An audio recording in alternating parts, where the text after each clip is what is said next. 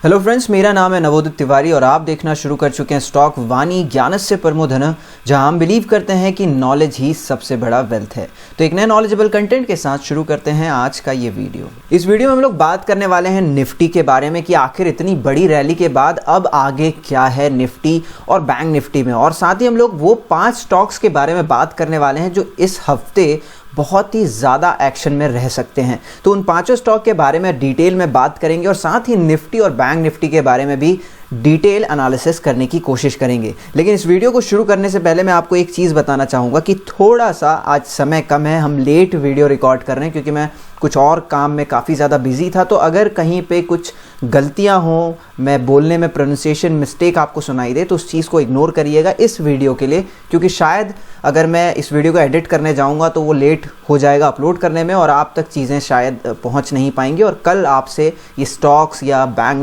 Nifty पे जो हमारा इंपॉर्टेंट व्यू है ये आप तक शायद नहीं पहुंच पाएगा। तो इस कारण से ये वीडियो रॉ जाएगा। थोड़े बहुत अगर कुछ ग्लिचेस, कुछ लगेगा गलतियां, तो उसे प्लीज़ इग्नोर कर दीजिएगा। तो सबसे पहले बात करते हैं निफ्टी के बारे में। ट्रेंड लाइन अगर हम नीचे से खींचते हैं तो आप देख सकते हैं कि किस तरीके से अब हमको मल्टीपल सपोर्ट मिल रहा है। तो अपने आप में ये जो ट्रेंड लाइन है अब ये इंपॉर्टेंट हो जाती है। अगर इसके पहले की बात करें यहाँ तक की, तो यहाँ पर पे ठीक है, आपको 2 सपोर्ट दिख रहे थे, लेकिन अब यहाँ पर पे मल्टीपल सपोर्ट दिख रहे हैं। तो ये ट्रेंड लाइन अपने आप में एक अच्छा वेटेज रखती है। अब वहीं कहीं से स्टॉक में बाउंस आया। निफ्टी 13,300 के लिए रेडी दिखाई देती थी, लेकिन आज स्टॉक ने निफ्टी ने स्पेशली 13,600 के इस लेवल को बहुत अच्छे से डिफेंड किया और वहाँ से हमको मार्केट में एक अच्छी तेज़ी देखने को मिली। कारण क्या था? बजट था। बजट में उम्मीदें बहुत ज़्यादा ख़राब चीज़ें आने की थी। कोरोना सेस लगाने की उम्मीदें थी, कुछ नया टैक्सेशन ना आ जाए, क्योंकि कहीं ना कहीं गवर्नमेंट के पास में भी पैसे कम हैं। अभी गवर्नमेंट को पैसा चाहिए, गवर्नमेंट इन्वेस्ट कर रही है बहुत। गवर्नमेंट हॉस्पिटल्स में जिस तरीके से आप देखिए वैक्सीन लग रहे हैं या मेडिकल एड जो प्रोवाइड हो रहे हैं, तो गवर्नमेंट के पास में भी कैश क्रंच जो था वो है ही। तो इस चीज़ का डर था कि कोई नया टैक्सेशन ना आ जाए जिससे गवर्नमेंट अपने रेवेन्यू को बढ़ाने की कोशिश करे। लेकिन आम आदमी को बिना डिस्टर्ब किए हुए उन्होंने बहुत ज़्यादा टैक्स में राहत दी।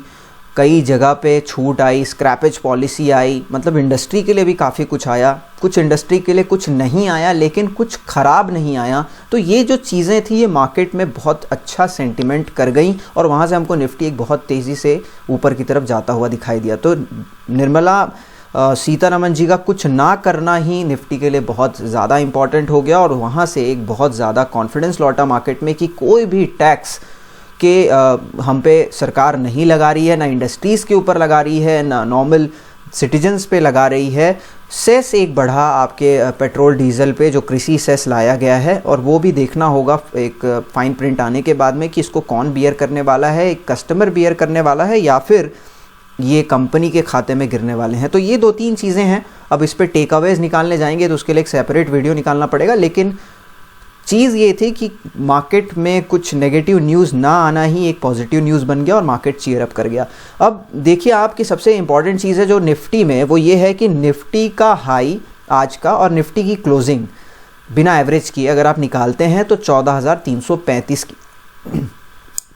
की आती है। इसका मतलब क्या है? इसका मतलब ये है कि निफ्टी अपने डे हाई पे क्लोज हुआ है। मतलब इतने बड़े मूव, यानी कि 5% इंडेक्स का ऊपर जाना और उसके बावजूद डे हाई पे बंद होना, इससे ये समझ में आता है कि कितना स्ट्रॉन्ग कॉन्फिडेंस है बायर के पास में कि यहाँ से निफ्टी और स्ट्रॉन्ग है और बुलिश है। तो यानी कि कल आपको निफ्टी फिर से गैप अप खुलता हुआ दिख सकता है। इसके पूरे चांसेस हैं। अब जैसा मैंने पिछले वीडियोस में बताया था कि 14,800 जब तक नहीं बीत जाता आप अपने पोर्टफोलियो को लाइट रखिए। तो जिस तरीके से आज जो निफ्टी में एक रैली आई है, आप ये भी देखे होंगे कि स्टॉक्स बहुत तेज़ी से बढ़े हैं। तो बिल्कुल 14,800 जब एक बार सरपास होगा, हम वापस से कॉन्फिडेंस की बात करेंगे कि निफ्टी अपने ऑल टाइम हाई को ब्रेक कर रहा है और वो फिर शायद एक अच्छा समय होगा जब हम बिना डरे पोर्टफोलियो में नया माल खरीद पाएंगे या नए इन्वेस्टमेंट्स कर पाएंगे। लेकिन अभी क्या करना है, आप 14,800 के जैसे जैसे निफ्टी करीब पहुंचते जा रहा है, आप एक बार के लिए पोर्टफोलियो से लाइट होते रहिएगा। 14,800 के पास में डेली ब्रेकआउट होता है, हम फिर से वीडियो लाएंगे और हम फिर से स्टॉक मार्केट में वापस से पोजिशनल बायज निकालेंगे या देखेंगे अभी कौन से स्टॉक्स हैं खरीदने लायक और फिर से खरीदारी शुरू करेंगे। लेकिन एक चीज़ हमेशा याद रखिए, मार्केट एंडलेस है, कैपिटल एंडलेस नहीं है। तो पैसा ख़त्म होने नहीं वाला है। तो 13,800 की तरफ 14,800 की तरफ जैसे जैसे निफ्टी मिलती जाएगी, पोर्टफोलियो को लाइट करते रहना, ये चीज़ हमेशा आप अपने दिमाग में बना के रखिए।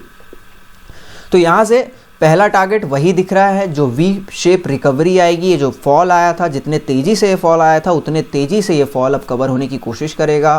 क्या निफ्टी में एम करना चाहिए? तो 14,700, सबसे पहले तो 14,500, फिर 14,700 और फिर जो 14,750 के आसपास में ऑल टाइम हाई है उसके ब्रेकआउट्स का हम वेट करेंगे। तो सबसे पहला बैरियर जो दिखाई पड़ता है वो 14,500 है, और कहीं पे डेटा पॉइंट्स की बात करें तो वहीं कहीं पे जो ज़्यादा कॉल राइटिंग की पोजीशंस भी हैं।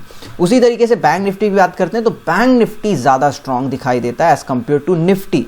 आप देखिए कि इस पूरे के पूरे राउंड बॉटम पैटर्न का एक तरह से ब्रेकआउट हो रहा है। निफ्टी ऑल टाइम हाई पे चल रहा है, अब जाकर के बैंक निफ्टी में क्लियर कट ब्रेकआउट हो रहा है जो कोरोना के पहले के लेवल थे। आप समझिए कि निफ्टी को जब आप इसी जगह से कंपेयर करते हैं तो निफ्टी का कोरोना के पहले का जो हाईज था वो करीब करीब 12,000 के लेवल्स के आसपास का था, 12,400 का, और हम वहाँ पर से 2,000 पॉइंट ऊपर हैं। उसी तरीके से बैंक निफ्टी अब जाकर के कोरोना के पहले वाले लेवल को ब्रेकआउट दे रहा है। अभी इसमें और संभावनाएं बाकी हैं, तो अंडर परफॉर्मेंस अगर कहीं है तो बैंकिंग स्टॉक्स में ही है। निफ्टी से ज़्यादा बैंक निफ्टी को चलना है। और अगर आप मुझसे पूछें कि डाउन द लाइन 1 से 1.5 साल में या 2 साल, आपको मैं बोलूँ 2022 तक 50,000 की भी बैंक निफ्टी हो सकती है, इसमें आपको कुछ सरप्राइजिंग एलिमेंट नहीं दिखेगा। अब क्या कुछ ऐसा अच्छा डेवलपमेंट हुआ है उसके बारे में अगर मैं बात करूं तो एक तो AMCs यानी कि बैड लोन का AMC बनाने की बात हो रही है। ये चीज़ें पहले अमेरिका में की जाती थी, जहां पर पे बैड लोन को भी एक इंस्ट्रूमेंट बना दिया जाता था और उस पर ट्रेडिंग होती थी। ट्रेडिंग इन द सेंस कि एक पार्टी बोलती थी कि आपका ये बैड लोन है अगर 10 करोड़ का, आप इसको मेरे को 2 करोड़ में 3 करोड़ में दे दो, अब वो मेरी जिम्मेदारी है कि मैं उससे कैसे रिकवरी कराऊंगा।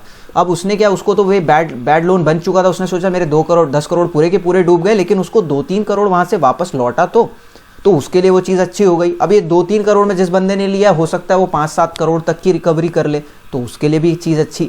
तो ये एक तरह का इंस्ट्रूमेंट वहाँ पर पे ऑलरेडी था, इसी चीज़ को यहाँ पर पे भी लाने की कोशिश की जा रही है, जहाँ पर पे बैड लोन जो रहेंगे आप उनको बैंक्स जो हैं वो बेच देंगे इस AMC को, और AMC की जिम्मेदारी होगी कैसे उन चीज़ों से वो रिकवर करता है, क्योंकि थोड़ा सा जो NPA का बोझ है वो बढ़ रहा है बैंकिंग पे। कोरोना के बाद में लोगों के पास एक बहाना भी हो गया, आप कह सकते हैं, जो लोग शायद लोन रीपे भी कर सकते हैं वो भी अब कह रहे हैं कि नहीं भाई, हमको तो कोरोना की तकलीफ है, हमारे पास अभी पैसे नहीं है। मैं ऐसा नहीं बोल रहा हूँ कि सारे लोग ऐसे कर रहे हैं, लेकिन कुछ ऐसे भी लोग हैं, तो इस कारण से शायद एक अलग टीम रहेगी तो वो कुछ अलग तरीके से काम कर पाएगी और बैंकिंग सुचारू रूप से अपना कामकाज कर पाएंगे, उनका टेंशन कम रहेगा और बैंकिंग पे आपको और स्ट्रेस आता हुआ नहीं दिखेगा। तो ये जो न्यूज़ थी, ये जो निर्मला सीतारमण जी ने स्टेटमेंट दिया, वो अपने आप में एक बड़ा ट्रिगर था और उसके कारण से आपको बैंक निफ्टी में ज़्यादा आउट परफॉर्मेंस दिखाई दे रहा है। तो आप देखिए क्लियर कट ब्रेकआउट है, हाई जो आज बैंक निफ्टी का वहीं कहीं पे क्लोजिंग है, इससे अच्छा कुछ भी नहीं हो सकता, डेफिनेटली गैप अप है। अब यहाँ से जो टारगेट्स दिखाई दे रहे हैं वो बहुत बड़े दिखाई दे रहे हैं। आप ये समझ के चलिए कि 30,000 से आज ये जो टॉप था ये 32,700 का था, 2700 पॉइंट और यहाँ से बैंक निफ्टी आप ऐड कर लीजिए, मतलब आप समझ के चलिए कि 35,000 से 36,000 के बैंक निफ्टी के लेवल्स आपको बहुत जल्दी देखने को मिल सकते हैं और हो सकता है आपको फेब मंथ में ही इतने बड़े लेवल्स देखने को मिल जाएं। तो ये हो गई बैंक निफ्टी की कहानी। अब बात करूंगा 5 स्टॉक्स के बारे में जो अच्छे दिखाई पड़ते हैं। सबसे पहले मैं बात करूंगा मेरा अभी के समय पे favourite counter sale, steel authority of India limited, 36 रुपए पर बाय दिया था फर्स्ट टाइम यूट्यूब वीडियो पे, वहां से स्टॉक 80 रुपए टच किया था, 122% के गेंस आप तक मिले 2 महीनों के अंदर। स्टॉक की वहां से पिटाई हुई है, रिजल्ट्स फैंटाबुलस हैं, बहुत ही जोरदार रिजल्ट, बहुत ही शानदार रिजल्ट्स, और ये 56-57 रुपए के आसपास ट्रेड कर रहा था। हमने स्टॉक वानी फैमिली के टेलीग्राम ग्रुप पे स्टॉक पोजिशनल बाय ऑलरेडी दे दिया था। आज स्टॉक 65 रुपए तक गया था, सर्किट तोड़ा पहला, दूसरे सर्किट को अटेम्प्ट कर रहा था, 65 का डे हाई है, शार्प रिकवरी एक्सपेक्टेड है मेरे को इस काउंटर में। बस एक दिक्कत है जो हो सकती है कि ये स्टॉक FNO बैन में ना जाए। अगर ये स्टॉक FNO बैन में नहीं जाता है, आप शार्प रिकवरी देखेंगे और स्टॉक को वापस अपने 82 के हाइस को टेस्ट करते हुए देखेंगे। बहुत बढ़िया रिस्क रिवॉर्ड पे खड़ा हुआ है। पोजिशनल अभी भी आप लेना चाहते हैं, 50 रुपए का क्लोजिंग बेसिस स्टॉप लॉस रखिए। एग्रेसिव स्टॉप लॉस रखना है तो 52 से 54 रुपए का एक स्टॉप लॉस रखिए क्लोजिंग बेसिस डेली चार्ट पे, और स्टॉक को 80 रुपए तक के लिए आप एम कर सकते हैं। तो ये हो गया पहला स्टॉक जिसके रिजल्ट शानदार हैं, जिसका काम शानदार चल रहा है, जिस तरीके से रेलवे ट्रैक की जो लाइनें डबल होंगी, सबसे बड़ा beneficiary steel authority of India limited होगा। स्टॉक मार्केट अगर सुधर रहा है तो ज़रूर फोकस रखिए। हाई बीटा काउंटर आप आजकल इसको बनता हुआ देख रहे हैं, वापस 80 के लेवल्स यहाँ से रीटेस्ट हो सकते हैं। बैंकिंग का इंडेक्स इतना तगड़ा ब्रेकआउट कर रहा है तो सबसे जायंट पीएसयू बैंक, मैं कहूँगा होल पूरा का पूरा पीएसयू बैंक का सेगमेंट आपको एक तो बढ़िया चाल दिखाने वाला है, क्योंकि एक बहुत ज़रूरी बात जो करी गई है बजट में वो ये भी करी गई है कि जो नुकसान वाले बैंक्स हैं उनको प्राइवेटाइज किया जाएगा बहुत जल्दी से जल्दी। और जिस तरीके से आपने देखा कि एक छोटा बैंक था, अभी मैं नाम नहीं याद कर पा रहा हूँ, जिसे अभी हाल फिलहाल में प्राइवेटाइज किया गया, मेरे ख्याल से एक इंटरनेशनल बैंक है, उसने उसके पास वो बैंक गया, डॉइशे के पास गया, ऐसा कुछ तो है, मैं उतना अच्छे से याद नहीं कर पा रहा हूँ। लेकिन जो ठंडे बस्ते के बैंक्स हैं या जो प्रॉफिट नहीं बना पा रहे हैं, जो बहुत स्लो मूवर्स है, कछुए की चाल जो चल रहे हैं, उनको प्राइवेटाइज किया जाएगा। तो ये भी बैंक निफ्टी के लिए बड़ा ट्रिगर था और पीएसयू बैंक्स में इस चीज़ की बड़ी हलचल आपको दिखाई देगी, क्योंकि उनके पास एसेट बहुत बढ़िया है, उनके पास में ब्रांडिंग है, गवर्नमेंट का सपोर्ट है, उसके बाद वो परफॉर्म नहीं कर रहे थे, तो वैल्यू अनलॉकिंग होती हुई आपको दिखाई देगी। तो पहला नाम जो वहाँ से निकलता है वो है state bank of India. Chart super hot breakout हो चुका है ऑल टाइम हाई का। एक रेक्टेंगुलर सेटअप में स्टॉक फंसा हुआ था। इस रेक्टेंगुलर सेटअप की बात करें तो ऊपर में 310, नीचे में 275, 25 पॉइंट इधर से, 10 पॉइंट इधर से, 35 पॉइंट का मूव। मोटा मोटी आप समझ के चलिए 345 से 350 रुपए तक के टारगेट्स आपको यहाँ से देखने को मिल सकते हैं। और मैं अगर 35 से 36 हज़ार की बैंक निफ्टी की बात कर रहा हूँ तो आपको एसबीआई बैंक 350 में मिलेगा ही मिलेगा। तो ये है मेरा दूसरा स्टॉक जिसको आपको रेडार में रखना चाहिए। मैं बोल रहा हूं कि निफ्टी से ज़्यादा परफॉर्मेंस आपको बैंक निफ्टी में मिल सकती है, तो आप उसी तरीके से अपने एसेट को भी एलोकेट करिए। एसबीआई, सेल, यहाँ पे आपका ज़्यादा बड़ा पैसा निवेशित रहना चाहिए अगर आप इस वीडियो के हिसाब से पोर्टफोलियो में स्टॉक्स को खरीद रहे हैं। तीसरा स्टॉक रहेगा मेरा श्रीराम ट्रांसपोर्ट। जिस तरीके से स्क्रैपेज पॉलिसी की बात हो रही है, काम क्या है इनका, व्हीकल फाइनेंसिंग का काम है। अगर स्क्रैपेज पॉलिसी आती है, जो 15 साल से पुरानी गाड़ियां हैं वो आप चला नहीं सकते, वो नहीं चला सकते हैं, या कुछ एक दिक्कतें हैं, जैसे स्क्रैपेज पॉलिसी के और भी दूसरे फ़ायदे हैं, लेकिन इस तरीके से अगर मैं बात करूं तो ये फ़ायदा है। ज़्यादा गाड़ियां खरीदी जाएंगी, ज़्यादा गाड़ियां खरीदी जाएंगी तो ज़्यादा फाइनेंसिंग होगा। रिजल्ट्स इसके बहुत बढ़िया थे, एसेट इंप्रूवमेंट हुआ इनका अच्छा खासा, इनके बुक्स में थोड़े अच्छे डेवलपमेंट्स हुए। 20% ऑलरेडी स्टॉक चला था, आज अपने ऑल टाइम हाइस को ब्रेक किया है। एक पैरेलल चैनल या रेक्टेंगुलर सेटअप में फंसा हुआ था।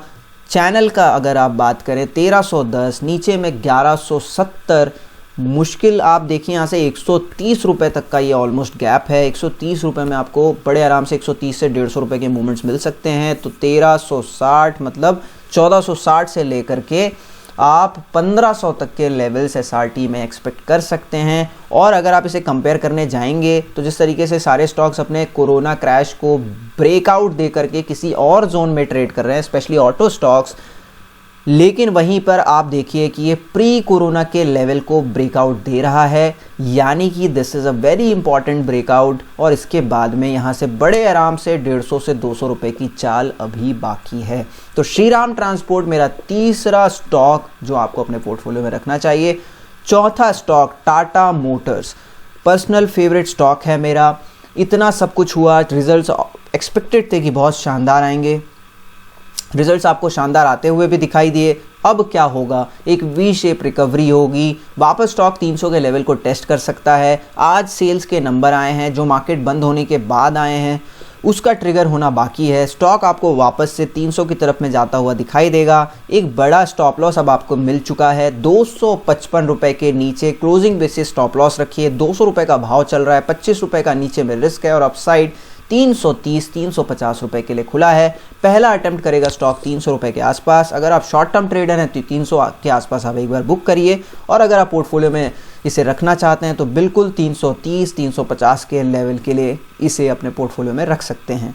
तो ये था मेरा चौथा स्टॉक। वहीं पांचवा stock Tata chemical, sound fundamental counter है, कोई तकलीफ नहीं है, एक्सपेक्टेशन था। आप देखिए इसके पास में बड़ा पोर्टफोलियो था जो टाटा कंज्यूमर के पास अब है, जिसके कारण से टाटा कंज्यूमर 200 रुपये का स्टॉक था और जो कि अब 700 के टेरिटरीज को टच करने की कोशिश कर रहा है, वो स्टॉक के पास में अब जो पोर्टफोलियो है वो पहले इनके पास में हुआ करता था। टाटा केमिकल ने टाटा कंज्यूमर को अपने कुछ बड़े पोर्टफोलियोज दे दिए और उस कारण से आपको वो चीज़ें वहाँ पर बदलती हुई दिखी। लेकिन ऐसा नहीं है, टाटा केमिकल के पास अब भी जो पोर्टफोलियो है वो काफ़ी बड़ा है और इनका परफॉर्मेंस स्टेगनेंट है, कांस्टेंट है, कुछ ज़्यादा फेर बदल आपको नहीं देखने को मिल रहा है। अब आप ये समझ के चलिए कि अगर आप पिछले रिजल्ट्स को कंपेयर करेंगे तो वो बड़े पोर्टफोलियोज के साथ वाला रिजल्ट था। अब कम पोर्टफोलियोज के साथ भी ये अपने पिछले रिजल्ट से लॉस में नहीं आई है, सिर्फ 3% के लॉस में आई है अगर आप कंपेयर करते हैं ईयर ऑन ईयर। मतलब आप समझिए कि आपके पास जो अच्छी चीज़ें थी उसको आपने किसी और को दे दिया, या वो अच्छे बिजनेस आपने किसी और को दे दिया, उसके बाद जो आपके पास में बचा हुआ बिजनेस है उससे भी आप 3% ही नीचे पिछले वाले साल से कम कमा पा रहे हैं। आपका जो प्रॉफिटेबिलिटी निकल रहा है वो समहाउ सिमिलर निकल रहा है। इसका मतलब आप बहुत अच्छा काम कर रहे हैं। तो ये स्टॉक अच्छा दिखाई देता है। पैटर्न वाइज यहाँ पर बुलिश हैरामी का एक सेटअप आपको दिखाई देता है। कल स्टॉक आज के हाइस को ब्रीच करता है, एक शार्प रिकवरी आप देख सकते हैं, 530 रुपए तक आपको ये काउंटर जाता हुआ दिखाई दे सकता है। तो ये था मेरा 5वां स्टॉक। तो 5 स्टॉक्स मैंने आपको बताए हैं, Tata chemical, Tata motor, Shriram transport, SBI और steel authority of India limited. और जैसा मैंने आपको बताया कि निफ्टी से ज़्यादा आउट परफॉर्मेंस आपको निफ्टी बैंक में दिखेगा। उसी तरीके से अपने पोजीशंस को बनाइए। अगर आप पोर्टफोलियो कर रहे हैं, आप थोड़ा सा डर रहे हैं कि मार्केट महंगा है, ठीक है मार्केट बिल्कुल महंगा है, लेकिन जिस तरीके से सेंटिमेंट्स बदल गए थे, लोग बियरिश हो चुके थे, लेकिन आप एक दिन नहीं लगा मार्केट को वापस से तेजी पकड़ने में। तो मार्केट अनिश्चितताओं से भरा हुआ है। टाइम पे इन्वेस्ट करिए, टाइम पे एग्जिट करिए, ग्रीड मत लाइए, डिसिप्लिन रखिए। यही सारी चीज़ें मैं आपको बार बार बोलूँगा। अभी भी ऐसा नहीं है कि हम एकदम से ही बदल जाएंगे, हम सीधे बुलिश की बात करेंगे, लेकिन आप 14,800 की तरफ निफ्टी बढ़ता है तो एक बार पूरा पोर्टफोलियो खाली करिए, एक अच्छा ब्रेकआउट आने दीजिए 14,800 के ऊपर, तो फिर आपको दोबारा से कॉन्फिडेंस आएगा कि हाँ बाजार अपने पुराने हाइस को तोड़ करके निकलने की कोशिश कर रहा है। इसीलिए मैं कह रहा हूँ कि बैंक निफ्टी ज़्यादा स्ट्रांग है निफ्टी के कंपैरिजन में, और इसीलिए मैंने SBI को प्ले करने की बात करी है, सेल को प्ले करने की बात करी, क्योंकि ऑलरेडी स्टॉक बहुत पिट गया है। टाटा केमिकल काफ़ी नीचे है अपने हाइस से, बहुत ही साउंड फंडामेंटल्स हैं। टाटा मोटर्स में डेवलपमेंट्स आपको खुद पता चल रहे हैं कि कंपनी का जो परफॉर्मेंस है वो बियॉन्ड एक्सपेक्टेशन चल रहा है पिछले कई महीनों से। और जो श्रीराम ट्रांसपोर्ट है, अल्टीमेटली अगर इन अशोक लेलैंड और टाटा मोटर्स जैसी कंपनियों का परफॉर्मेंस इतना बढ़िया है तो इनका काम ही व्हीकल फाइनेंसिंग का है। तो ये स्टॉक्स मुझे अभी के समय में अच्छे दिखाई देते हैं। ध्यान रखिए और आराम से ट्रेड करिए, बस यही सलाह होगी मेरे साइड से। Thank you so much guys, do take care of yourself in this corona pandemic. Thank you again and have a profitable day.